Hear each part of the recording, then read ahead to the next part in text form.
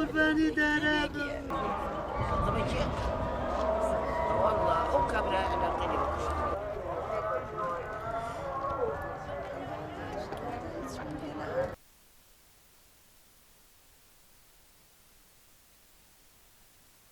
کۆمەڵکوشکردنی ژنان کوشتنی ژیانە لە سیستەم و فەرمانڕەوایی سەرمایەداریدا کە لەسەر جیهان بەڕێوە دەبرێت مرۆڤەکانیان ڕوبەڕووی گەلێک ستەم و برسیبوون داگیرکاری کراون کە کورد پشکی سەرەکی بەرکەوتووە لە قڕکردن کۆمەڵکوژی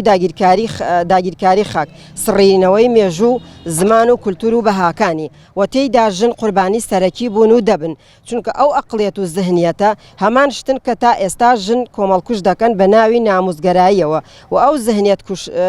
زهنیەتە ژنکوژیە لە باشووری کوردستان ڕەنگی داوەتەوە. ڕۆژ بە ڕۆژ ژنان ڕوبەڕووی دەستدرێژی سوتاندن کۆمەڵکوژی دەبنەوە ئەقلی خێڵەکی و عەشیرەتگەری و بیری تەسکی حیزبایەتی زاڵە بەسەر فەرمانڕەواییدا هەر ئەوەش هۆکاری سەرەکی ئەو نەهامەتیانن بەسەر کۆمەڵگە و ژن کوشتن. و ئەو کۆمەڵکوژیە لە بەغداد کرا بەرامبەر خێزانە کوردێک کە تێیدا سێ کەس کۆمەڵکوش کران و ماوەیەک پێش ئێستا دوو کیژۆڵەی لاو لەلایەن باوکیانەوە لە چەمچەماڵ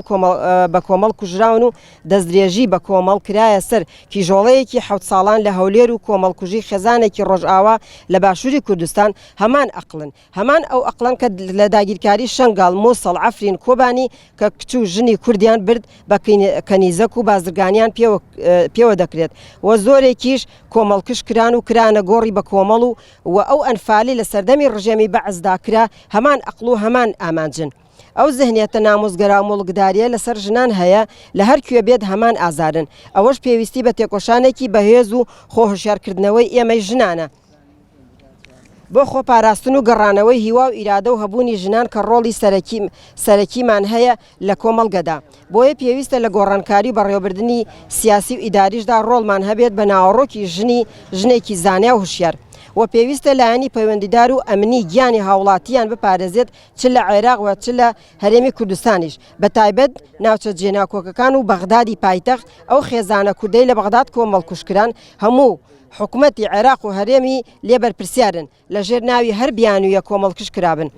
لە شارەکانی عێراقیش ڕۆژانە ژنان بە کۆمەڵ دەکوژێن لەلایەن خێڵەکانیان و خێزانەکانیان چونکە ژن تەنها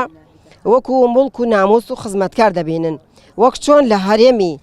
لە هەرێم گیانی هاوڵاتیانی عەرەب و کەسانی بیانی پارێزراون تا ڕادەیەک ئاواش گیانی هاوڵاتیانی کورد ئەبێت پارێزراو بێت. کۆمەڵکوژی خێزانە کوردەکەی لە بەغداد و هەموو کۆمەڵکوژیەکانی سەر ژنان شەرمەزار دەکەین و پێویستە ئێمەی ژنان یەک ڕیز و کۆک بین لە هەڵوێست و هۆشیاری کۆمەڵگەدا چونکە پرس و ئازارەکەمان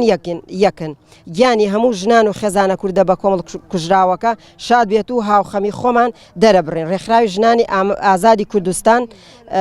لەگەڵ ڕێز و سوپاسمان بە خۆشحاڵیەوە کۆمەڵەی ئافرەتانی کوردستان و کۆنگرەی ستار و نوێنەری تەفگەری ژنانی ئازادی کوردستان لێرە ئامادەن لەگەڵ دایکانی شەهیدان و خێزانی کۆچکردووان و سوپاس بۆ هەموو لایەکتان هیوادارین دڵی هەموو لایەک پڕ بێت لە سەبووری و کۆتا ناخۆشی و نەهامەتیمان بێت. سوپاس بۆ هەموو لایەک.